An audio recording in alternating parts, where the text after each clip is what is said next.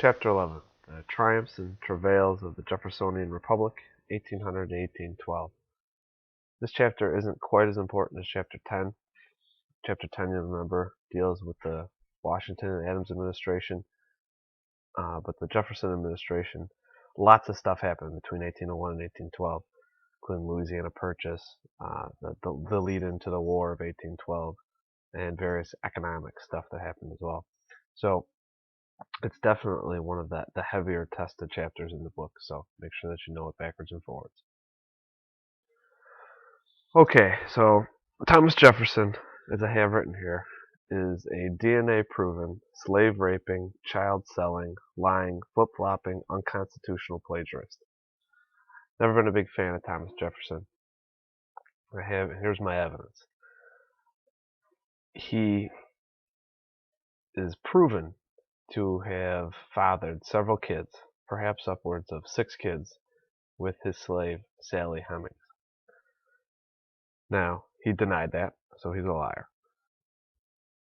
What happens to Sally Hemings after his death is somewhat controversial and unknown, but we do know that she really wasn't in any position to stop his advances, and although that many of his children went on and acted as they were whites in the white community, a few of the darker skinned ones remained as slaves on his plantation, and after he was dead, his will disposed of his property, including his slaves, so including his own children that he sold. We're going to have flip-flopping. We're going to talk about his stance on various constitutional issues, where he would proclaim to be a states' rights type of guy, to be anti-federal government, to be anti-Hamiltonian financial plan, and then as soon as he becomes president, he completely flip-flops and embraces all of these things. That's where I also have unconstitutional, although the Louisiana Purchase was a wonderful thing for the United States. There's in no way, shape, or form is it even remotely constitutional.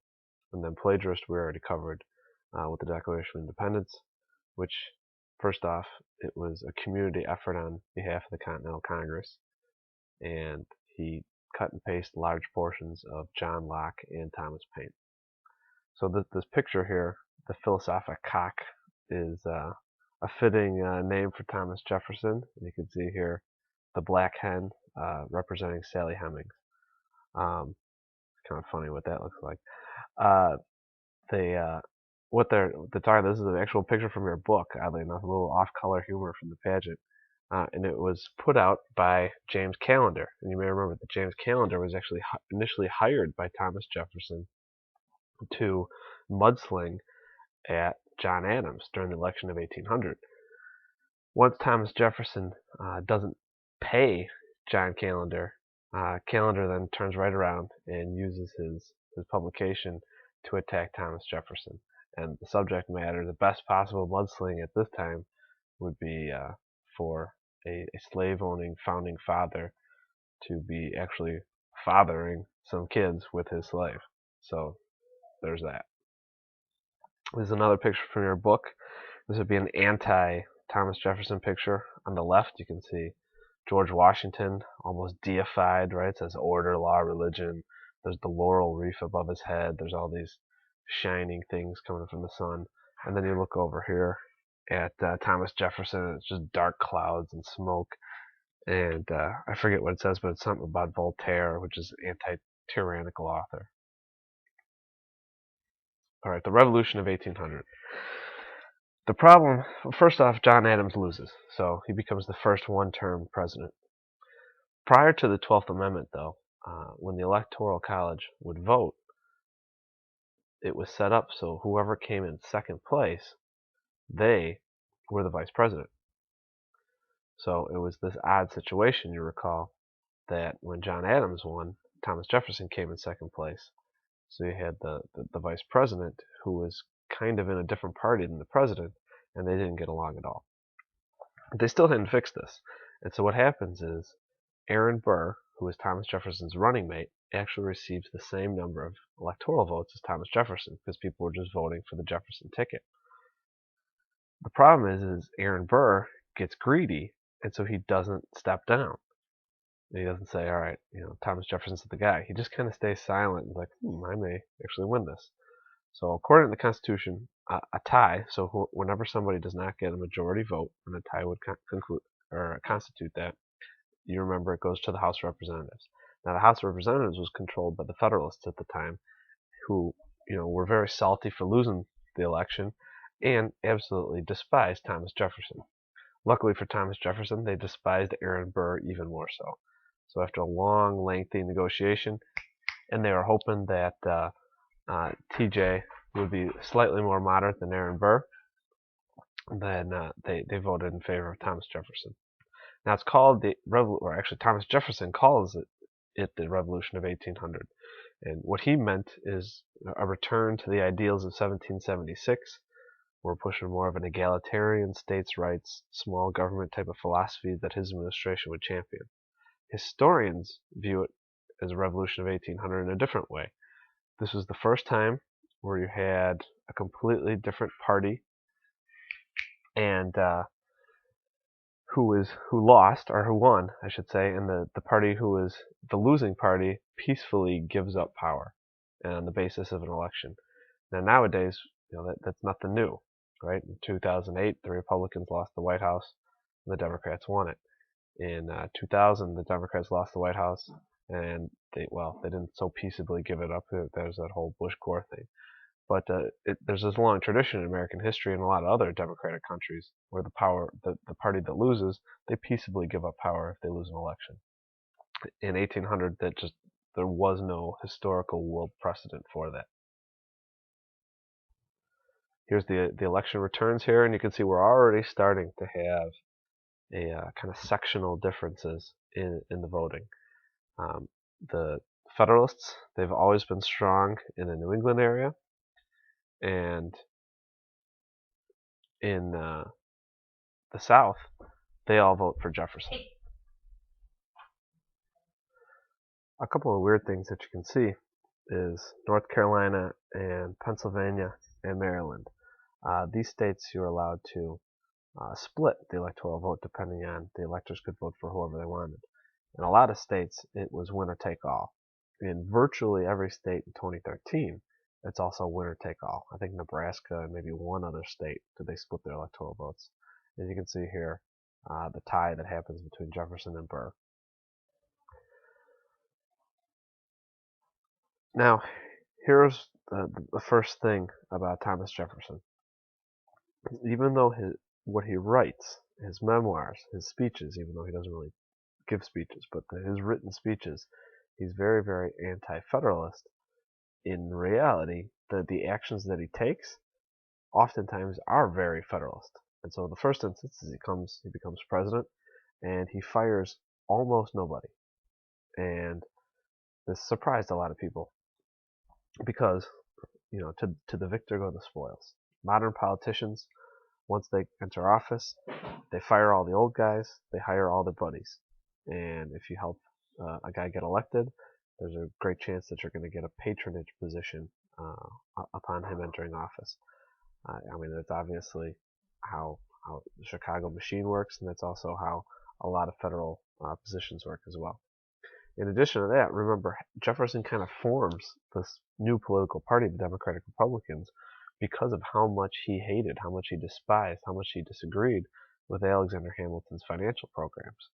Now, the ironic thing is, he only actually gets rid of one of Hamilton's programs, and that being the excise tax, which it seems kind of the most mundane, the most kind of minuscule of those programs. So there's a little bit of the hypocritical flip-flopping already by Thomas Jefferson. Now this is just cool. This is something that Thomas Jefferson, I don't know if he bought this or invented it or what, but it's a way of it's like an early Xerox machine where you hold on to this pen here, and then it's attached to this other pen, and as he writes, it does the exact same thing on this other piece of paper. So it's kind of like those weirdos that dance with the bar full attached to their hands and feet, and there's like 3 or 4 guys on either side, and every move he makes, then all the dummies on either side of him do it as well. When Thomas Jefferson would write, he would write the exact same letter to the right. So it was a way that he could always retain a copy of a letter for himself after he had sent a letter to someone else. All right, the Judiciary Act of 1801. So, was it a chapter or two ago where we talked about the Judiciary Act of 1789, which creates the initial federal court system. Well, the Judiciary Act of 1881 expands on that. And you remember that the Constitution dictates that any courts outside of the Supreme Court are to be controlled by the legislative branch.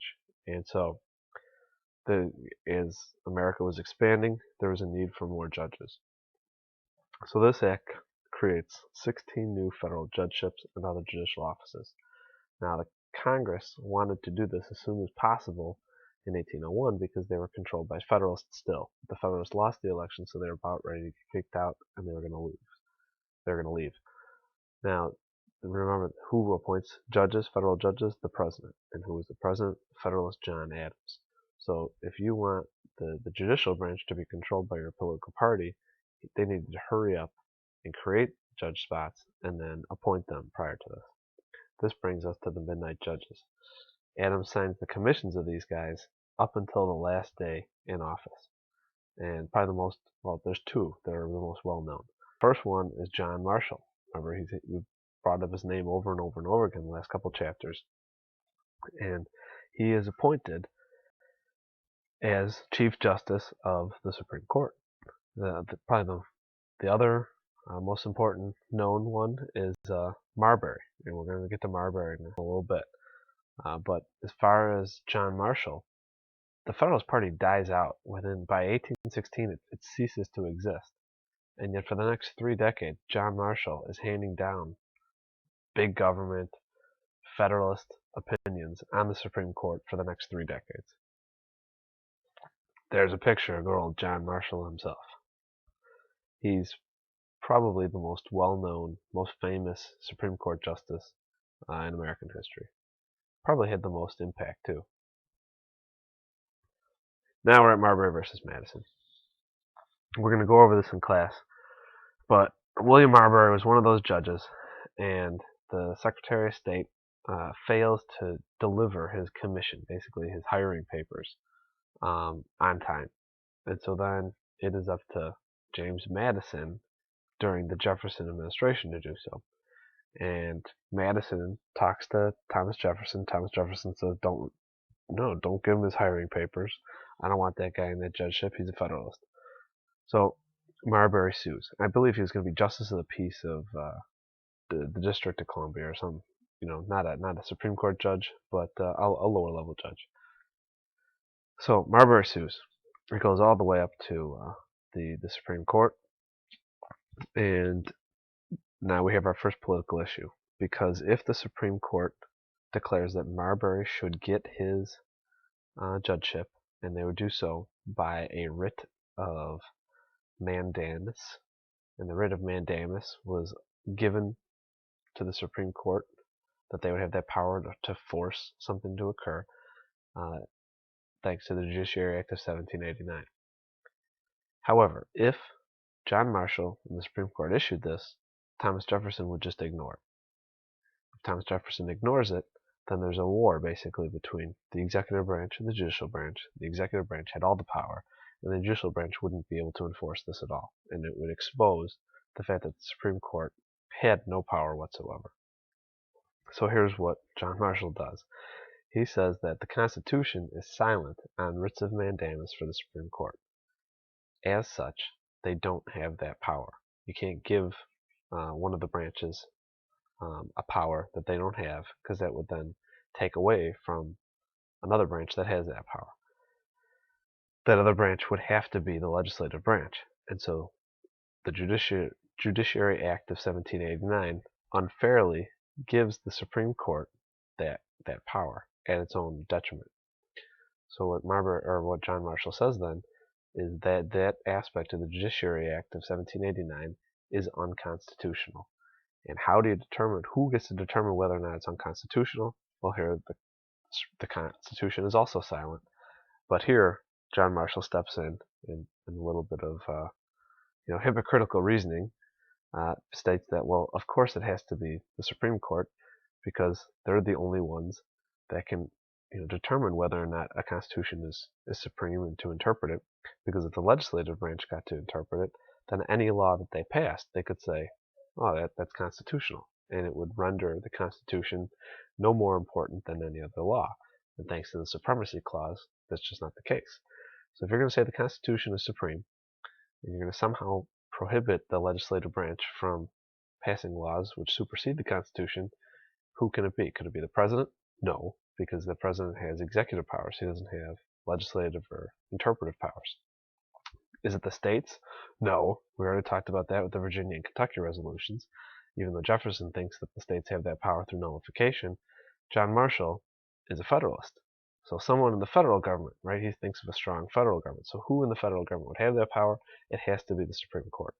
So this creates the astronomically large power of judicial review, meaning the judicial branch, spearheaded only by the Supreme Court, can review acts of Congress, can review acts of the executive branch, and declare those acts to be unconstitutional.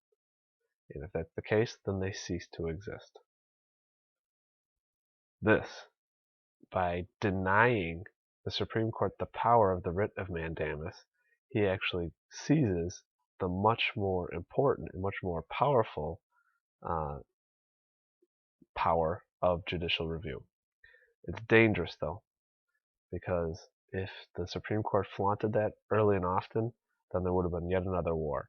And so what the Supreme Court does is they don't use it again for another 54 years until they get to the infamous Dred Scott decision, which is one of the worst opinions in Supreme Court history, which we'll talk about that before. At the end of the day, sucks for Marbury, good for the Supreme Court. Then we get to the Barbary Pirates. Arg.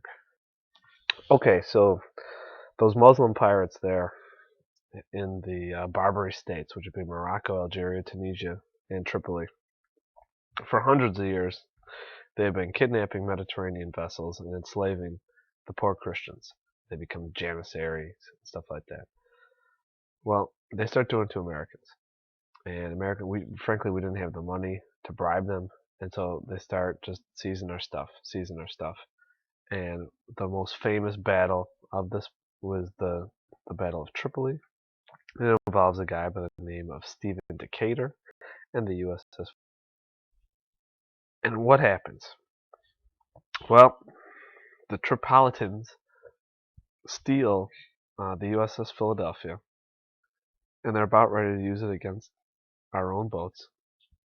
24-year-old Stephen Decatur, U.S. naval officer, he and his crew, and I think you can see him here, I think that's them, they basically they sneak onto the ship and they torch it.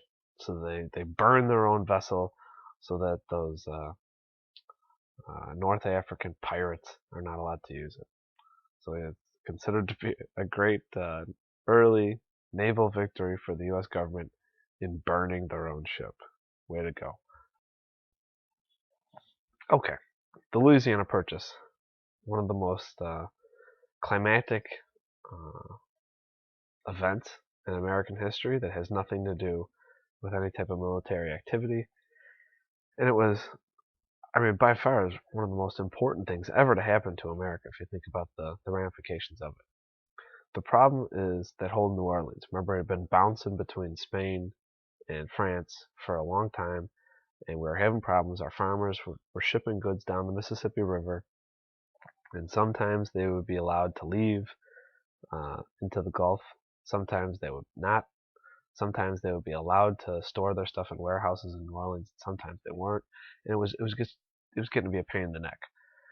So Thomas Jefferson sends James Monroe and Robert Livingston in 1803 to Paris to try and buy the city of New Orleans, as much land to the east, because remember there's the disputed Florida territory, to buy as much of that as possible for $10 million. But the key was to purchase New Orleans so that we could have the entire length of the Mississippi River into the Gulf of Mexico. At the same time, Napoleon, who's in charge in France, is having big time problems in the New World. He's engaged in this huge world war in Europe, in Africa, in Asia, and right in the midst of that, Haiti, which is a French colony, revolts. This dude named Lassant Touverture, who is a Haitian slave, rises up, overthrows the French. The French send a ton of troops to put down the revolt. Most of them die of malaria and other yellow fever and some other tropical diseases. And it becomes this huge, costly venture to try and get Haiti back. Napoleon is losing in the New World, and he keeps sucking away money, sucking away soldiers that he needs to fight the World War in Europe, Africa, and Asia. So right around the time he's getting fed up with all this, who shows up at his doorstep but Monroe and Livingston? So Napoleon suddenly decides, why don't we just sell it all? And so he demands $15 million for not only New Orleans, but the entire territory of Louisiana, which is entirely to the west. This land actually doubles the size of America as of that day. However, here's the problem for Thomas Jefferson. Nowhere in the Constitution is the President authorized to negotiate treaties which incorporate a huge new expanse into the Union. It just says that he has the ability to negotiate treaties. But when you're taking this much territory, just getting it for the country, one of the problems is the people who live in that country already. So in the Louisiana Territory is a bunch of Frenchies, and a bunch of Indians, and some Spaniards. So they just automatically become Americans. Remember, we have all these immigrant laws and citizenship laws. So what happens to these people? In addition to that, the president just doesn't have that type of power. If you read Article 2, it just doesn't give him that type of power. And as we talked about before, Thomas Jefferson is something called a strict constructionist. He is against the federal government having a lot of power. He believes the states should have a lot of power. And under the doctrine of strict constructionism, the federal government only has the power that's specifically laid out in the Constitution. He was completely against a broad interpretation, a loose interpretation, an elastic interpretation of the Constitution.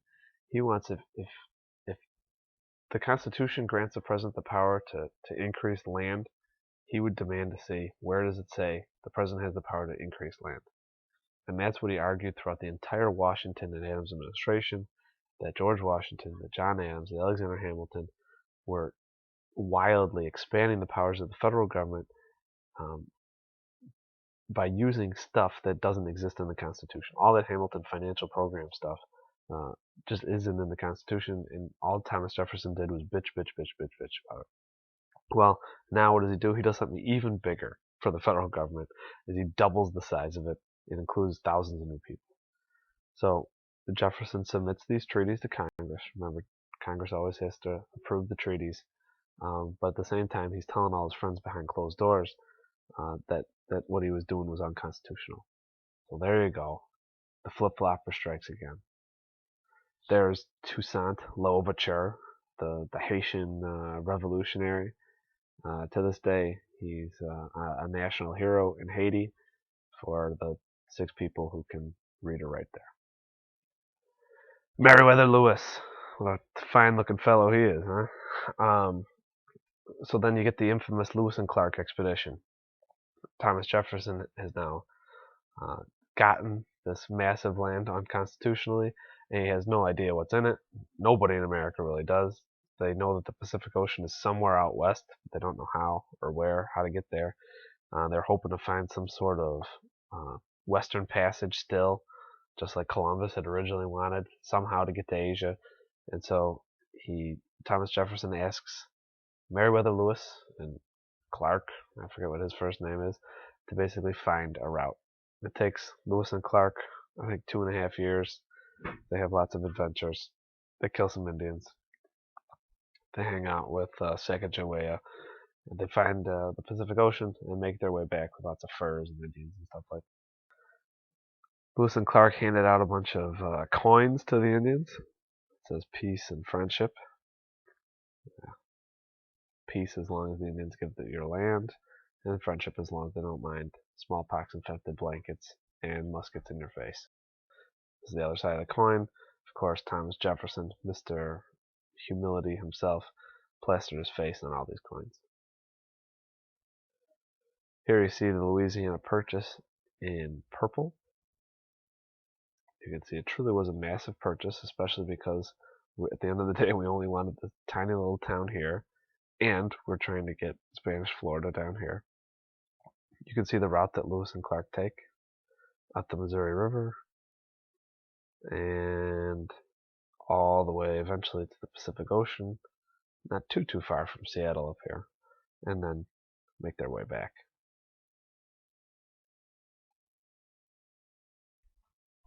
The Aaron Burr conspiracies. So we already talked about Aaron Burr almost stole the presidency. Now he gets he does a lot of other nefarious actions. So he's such a jerk that Jefferson, when he runs for a second term, gives Aaron Burr the boot. So he gets kicked from the cabinet. What does Aaron Burr do? Well, he goes to New England and he plots with the Federalists to try and secede from the Union. So actually, New England was loosely discussing the prospects of leaving the Union because they hated Jeffersonian so much. Alexander Hamilton, our guy. Mr. Federalist himself, though, absolutely hates Aaron Burr. Alexander Hamilton, even though he was kind of a British spy, loved America and didn't, even though he was a hardcore Federalist, didn't want to see the Union busted up. So he finds out about this and he exposes Aaron Burr in the press for it, and that stops the conspiracy. Burr, of course, flies off the deep end, challenges Hamilton to a duel, and as you remember from Founding Brothers, kills Alexander Hamilton, which sucked because Alexander Hamilton was the man. So a disgraced Aaron Burr then flees to the Louisiana Territory. And what he does then is he meets up with the military governor, who's this sketchy dude out in Louisiana, and he basically tries the exact same thing. And he schemes with this governor to secede from the east this time, so that the Louisiana Territory would form its own country. And he also plotted on invading Spanish-controlled Mexico so that they could get the whole southwest region and the Pacific coast. This plot also was foiled. Nobody just exposed him in the press. He's actually arrested this time, and he's tried for treason. He is in one of the earliest treason trials. He's narrowly acquitted. In my opinion, he should have been convicted, but they required 2 witnesses, and apparently there was only 1 witness to the treason. And so he's acquitted, and he flees to Europe, where he spends the rest of his days, probably plotting the secession of Hungary from Austria or some crap like that. We have this section of the chapter is called A Precarious Neutrality. The British, they start up the same tactics they were doing during the Washington administration prior to Jay's Treaty, and they start impressing U.S. sailors. Between 1808 and 1811, they steal a bunch of ships and they basically kidnap or conscript over 6,000 U.S. sailors. That's a massive number. You can imagine if another country abducted 6,000 Americans, we would go nuts. Right? I mean, we go nuts during the Iran hostage crisis, and that was in the dozens of hostages. And here we're talking 6,000 U.S. sailors. Another thing the British do is, in the process of all this impressment and whatnot, they claimed that there were 4 deserters on this U.S. ship narrowly off the coast of Virginia. And they demanded that those deserters be handed over. When the captain of the ship refused to turn them over, the British warship attacks the U.S. ship and doesn't sink it, but basically blows the crap out of it until the American ship is forced to give up. The British drag those 4 guys off and sail off into the distance. It becomes a huge international dispute and really pisses off America. So what does our fearless leader Thomas Jefferson do? Does he invade Britain? No, he makes an embargo. He makes an embargo against our most important trading partner, where we got basically all of our money. So here's the Embargo Act of 1807. It forbade the export of all goods from the United States, whether in American or foreign ships. Thomas Jefferson called it peaceful coercion. The problem is it hurts America far more than it hurts Great Britain, especially in New England, because, well, I mean, they made all of their money really off of the merchants. Well, with an embargo, there are no merchants. Meanwhile, in the South, they're growing cotton and tobacco, but now they have nobody to sell it to. Some detractors of this embargo act, they moved around the letters of embargo and called it the Oh Grab Me Act. And here's a very, very famous political cartoon. You see it on AP tests all the time. It's a picture of a snapping turtle, and it has her biting this guy, and I don't know what this guy's doing, but he's saying, and notice how they swore even back then, and yet they censored their swears. It says, "Damn it, how he nicks him." And then here's this guy who's trying to, he's apparently a merchant, right? He's on his way, and he's saying, "Oh, this cursed oh grab." So that was apparently a highbrow comedy back then. But this political cartoon, you see it all the time. So make sure that you know it relates to the Embargo Act of 1807, and they moved around the letters to state, "Oh, grab me." So the American economy goes into the tank, and Thomas Jefferson's second term is looking far worse than his first term, just like George Washington's second term looked far worse than his first term, and pretty much just like every president's second term goes, very poorly compared to their first term. I'm sure Barack Obama would agree with me. So what does TJ try and do to salvage the crappy U.S. economy? He ushers through Congress then the Non-intercourse Act of 1809, and that formally reopens trade with all the nations of the world except for Britain and France. Of course, they are our two major trading partners, so it really doesn't change a whole lot. But here's the weird thing. Because of the Embargo Act of 1807 and the Non-intercourse Act of 1809 and eventually the War of 1812, Americans can't engage in any type of real shipping, whether exports or imports. And so they're unable to obtain money for their natural resources, and they're unable to get access to finished goods from Europe. So what Americans start to do is they start to build their own factories, and this really does lay the foundations for the first industrial revolution. Here's the thing though, Jefferson hated factories, he hated cities. Remember, he wanted this agricultural utopian society. So the ironic thing is that even though Alexander Hamilton loved factories, loved cities, wanted to create an industrial revolution in the United States, it actually was Jefferson who probably does more to foster, to father American industry than Alexander Hamilton does. Way to go, TJ. Thomas Jefferson declares himself retired after 2 terms, follows Washington's lead, and goes off to Monticello to live in retirement and blissful rape with his slave Sally Hemings. James Madison, his lackey, remember the guy that flip-flopped from who used to be a Federalist, now is a Democratic Republican, he becomes president. And under James Madison, he's in his hands, he has this giant pile of crap that's the American economy, and he has France that's stealing American stuff, and he has Britain that's stealing American stuff. So he ushers through Macon's Bill number 2. It's an odd name for a law, but it reopens trade with the entire world, including Britain or France. But for Britain and France, there's some restrictions.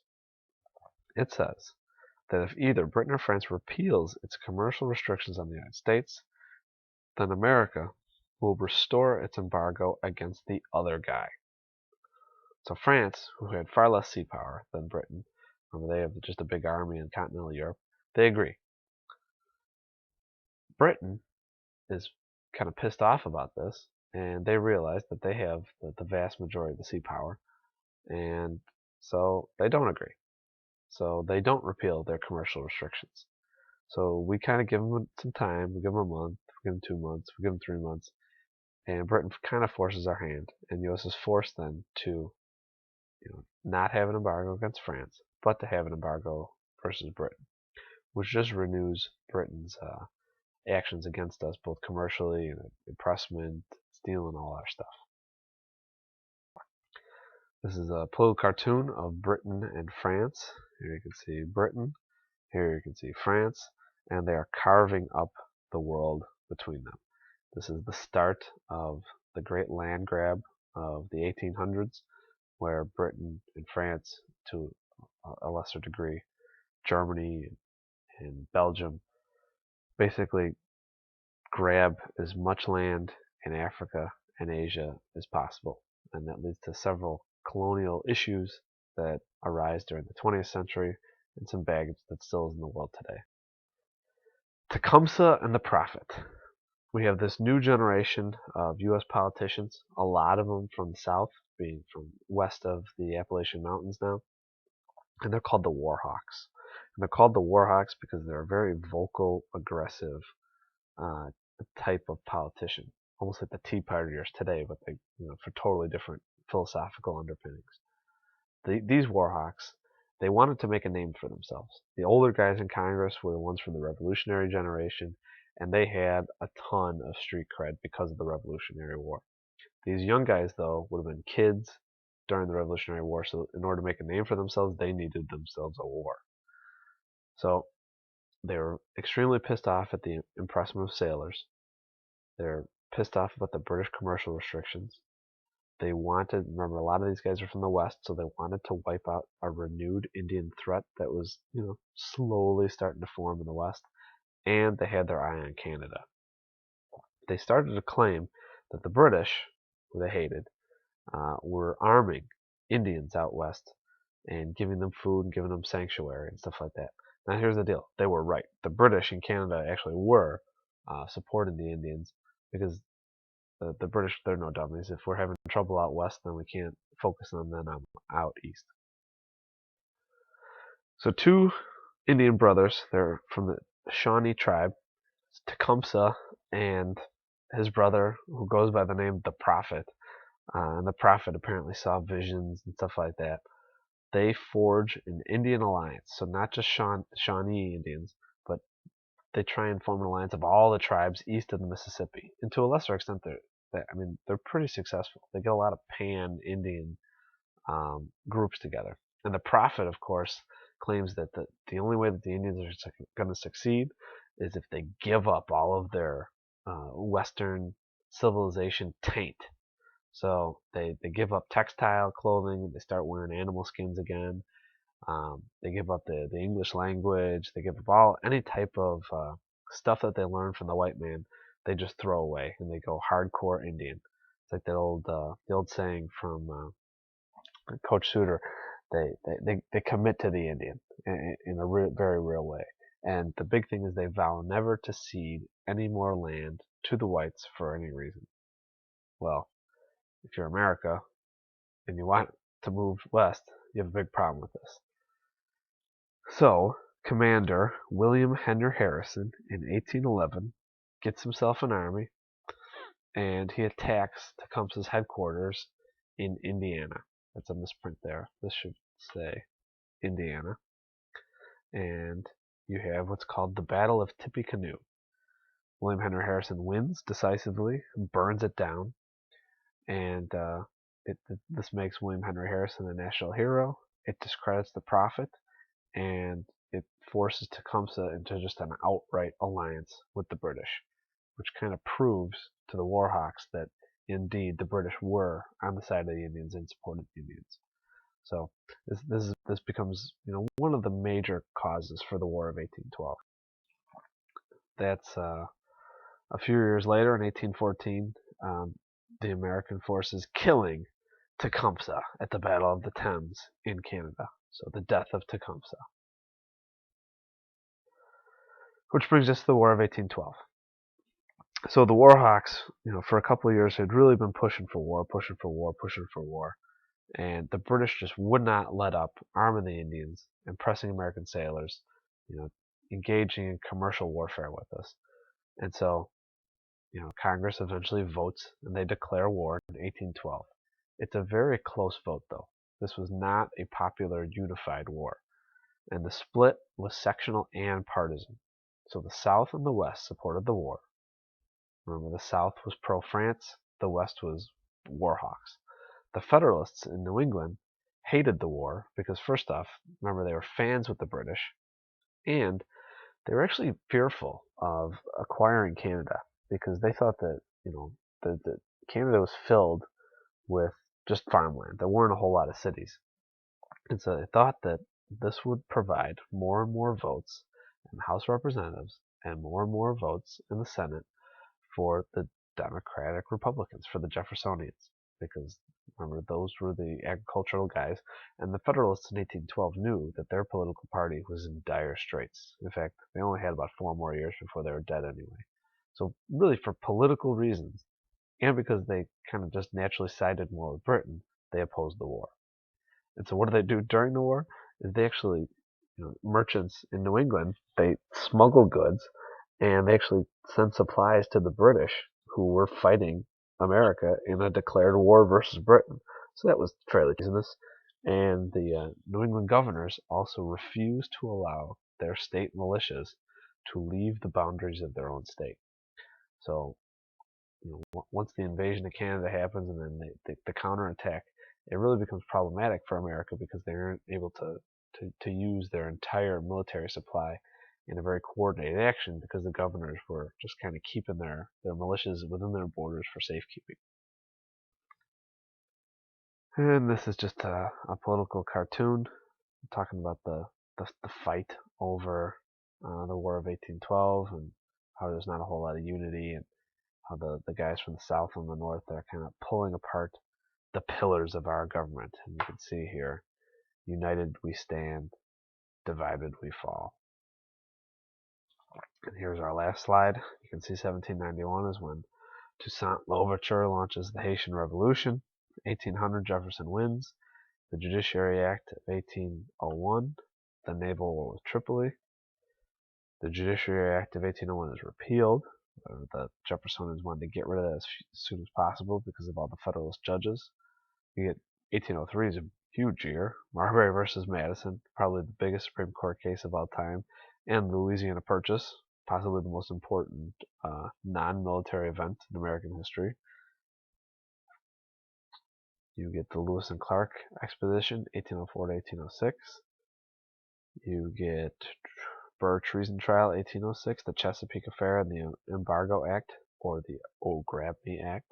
Madison elected president in 1808. You get the Non-intercourse Act, replacing the Embargo Act. Macon's Bill No. 2 in 1810.